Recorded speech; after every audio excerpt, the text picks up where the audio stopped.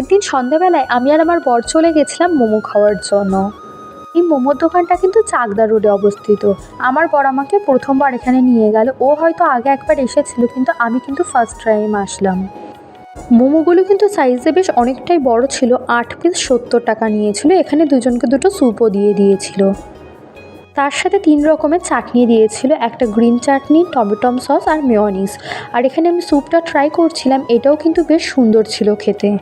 আর আমরা শুধু মোমো না, আমরা মোমোর সাথে স্প্রিং রোলও নিয়েছিলাম। এটাও কিন্তু বেশ মোটামুটি ভালোই ছিল খেতে, বাট আমার মোমোটা বেশি সুন্দর লেগেছিল।